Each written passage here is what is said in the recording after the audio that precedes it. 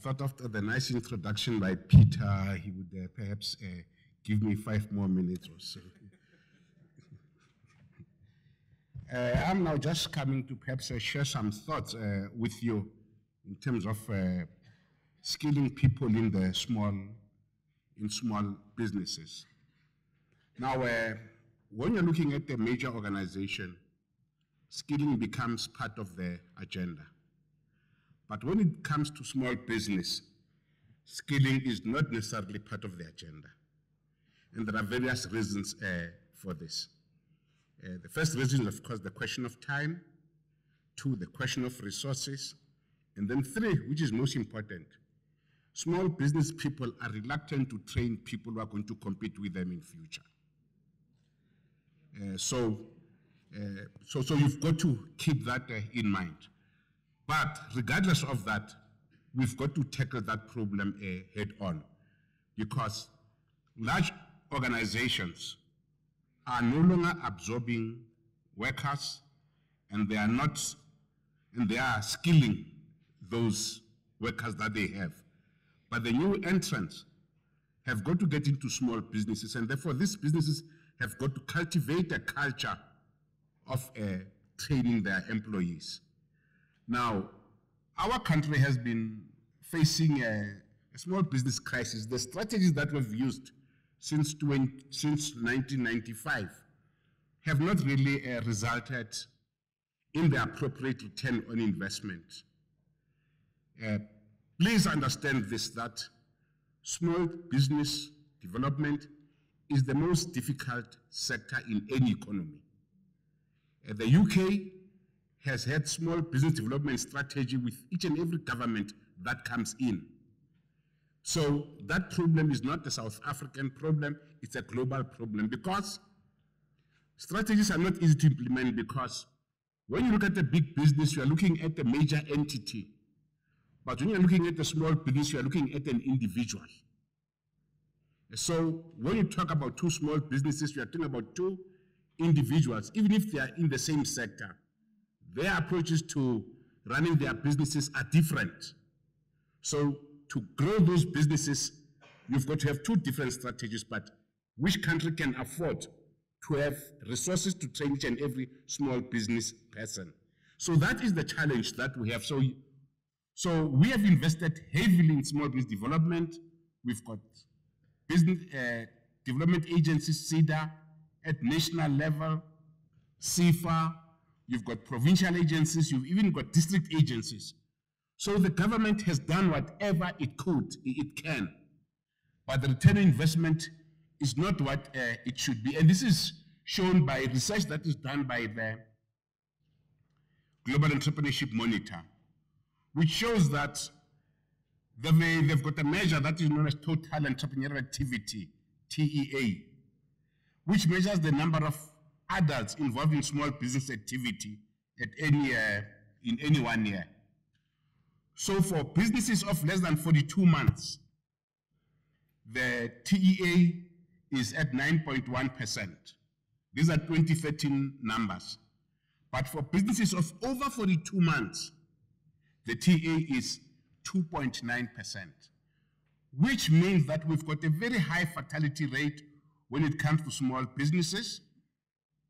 Not only that, we don't have enough businesses graduating from informal to formal to small to even to until medium-sized. We don't have that, very small and so on. So that, and countries all over the world have got specific strategies to graduate businesses from one level to the next. Now, to illustrate this, you as an individual will want to start a business. You start a business, but when that business must grow, you have what we call there, at the bottom, the valley of death. That's where those small businesses end up. And it's not a South African situation, it's a global situation.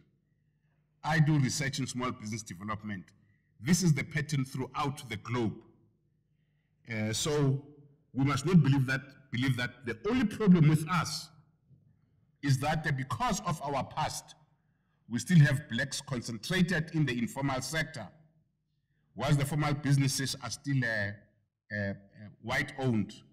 In fact, the last figures that I saw were that in the formal sector, only 15% businesses are black-owned. That is small businesses. And in the informal sector, it's 95% black. So that is the crisis that we also have got to address. Our problem, of course, now to get nearer the point is that we've used what we call a push approach. Assuming that if people get retrenched, we push them into small business development. We assume that this person is going to be a small business person. It doesn't work that way. It just doesn't work. Not everybody is an entrepreneur. Entrepreneurs are special people. It's a special breed. Are people who have got specific qualities. And those are the people that we have got to identify with what I call a pool approach. And this is now the program that is now going to be implemented by the new Department for Small Business Development by Minister Zulu. She's now going to be implementing this new enterprise development program, which we think is going to deliver the bacon. But how did we come to this? We did research over a lot of countries that had these programs on high growth entities. Now, let me pause there. In 1979, a researcher at the Massachusetts Institute of Technology did research and found that 6% of small businesses create jobs. The others are either lifestyle or they are the people who are just going to collapse within a few months or so. So as a result of the research by David Birch, he coined the term, these are gazelles, fast sprinting small businesses. They grow at the rate of about 20%, 15% a year, and so on. So every country under the globe is trying to design its own strategy to identify these high potential small businesses. For instance, we had a presentation, I was at a small business conference in Dubai this year, where the Kuwaitis select 100 small businesses and they nurture them over the years until they list. This is what they do. Whilst now we operate zonke zonke, they are very selective. They say, can you make it to the top? And they give opportunities to those people who can make it to the top. So we did research to see what is so special, what distinguishes these businesses, what is it actually? And the variables that came up were creativity and innovation. Innovation came out tops. And there was a young man, that Ludic, that's the innovation I'm talking about. Creativity and innovation. So that even if you've got two spaza shops in the same street, when you come with your third, you've got to do things differently than the two. That's what I'm talking about when I talk about innovation. And then two, it was strategic management and financial management. You've got to know whether you are making money or not. And then three, people development and so on. So our focus, of course, has got to be on innovation and the compliance, the discipline that you must have as an individual, because that has been the biggest gap in our small business sector. So on the basis of these variables and what we know of the small business sector, we designed a program that has got these critical indicators: growth potential and trends, product strategy and marketing, financial and risk management, innovation and technology, people and skills development, process and compliance, governance and competitiveness. So these are the indicators that we are going to use to select these small businesses. And these are going to come from the FP sector, the information, ICT, construction, transport and logistics, tourism. As you can see, I'm sure you'll get this presentation on the FP website. You see. Now the selection starts. You've got to be in the 10 sectors that I have mentioned. Turnover must be over 2.5 million. You must have been in existence for over 2 years because we're not interested in startups. 4, you must comply with all the statutory requirements like tax certificates, and you must employ at least 2 people. Other people say you must make it 5. We're still debating that, and so on. Now, after selecting these people, you then create a platform, what we call the Gazelle's High Care Platform. Because we're also going to call this the Gazelle's, National Gazelle's. So every year we're going to select these 40 small businesses that are the best in the country. And then we have this high care platform, and then they are going to be spoon-fed on a day-on-day basis. If the guy needs money, CSIR is on standby to give you money, and then we'll assist you to provide the necessary application and so on. So if you need money, you'll get that money within 48 hours because you are a gazelle, and so on. If it's technology, we're in touch with the technology agencies in South Africa because we're going to use the government agencies to provide this. But the difference is that now there's going to be a consultant who will be doing the job whilst the business person, the small business, does what he's supposed to do and so on. So the process is we're going to, in 2 weeks' time, we're going to be announcing for submissions. Then people are going to be submitting, making their submissions, those who qualify. And then the evaluation is not going to be done by us. It's going to be done by KPMG and Ernst & Young. And the reason for this is simple. I don't want people visiting me at night, Thami Mazwai. I only get a chance.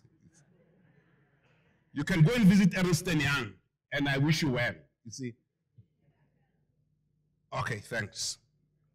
And then after we've selected that, the first 200, those become finalists.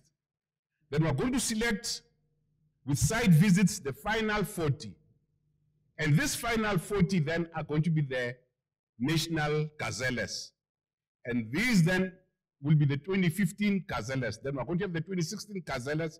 We're going to have, so that in 5 years you'll be having 200 Gazelles. But these are now the people who we know are tomorrow's sun lamps. And so on, because they have it in them and so on.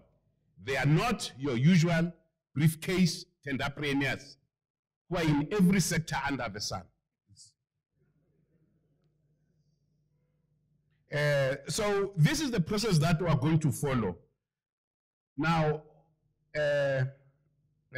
Peter is already intimidating me, so I'm skipping. So the rollout started in May. The minister is about to make an announcement in 2 weeks' time. We're busy talking to the partners who are going to be on the high care platform. We're going to be having national road shows to each and every province. And these are going to, the 40 are going to be presented to the country in January next year by the minister, by the minister, and so on. And there'll be a special database of this company so that when a big business or a government wants a provider, they will just have to log on to that database and look for the person that they want. Now, there's much more to this program, but time does not allow me, and so on. What we've added to this is what we call a longitudinal research. We have attached, there are some universities that have been selected to be part of it. Now, if at all we get 1,200 submissions, you select 200. You don't throw the 1,000 away. You get the university to research as to what are the problems with these entities, so that we continue to create knowledge as to we stop having to do research every 5 years and use that qualitative research as our base. We've got to research small business every year, as is done in other parts of the world. And then we will so now, now come the skills part. We are going to be interacting with the Department of Higher Education and Training to find a way in which we can get the SETAs to participate on this high care platform, but they must have special tools for the high care platform, because the current method of providing skills development with the SETAs takes several months for obvious reasons. Now, this Gazelles program needs funding to be provided within 48 hours. So that's what we're going to be interrogating with the Department of Higher Education and Training, because we want a situation in which these businesses get assistance because they've got to grow and employ our children. And the platforms are going to be the supplier development programs, the influencing the small business owners to train their people, and a great focus on small businesses in the rural areas, because there's a lot of potential there. But at the same time, because of the lack of support for these areas, those small businesses are not growing. So that, Peter, thank you very much for the time. I hope I stuck to my 15 minutes. If I did not, my age allows me to.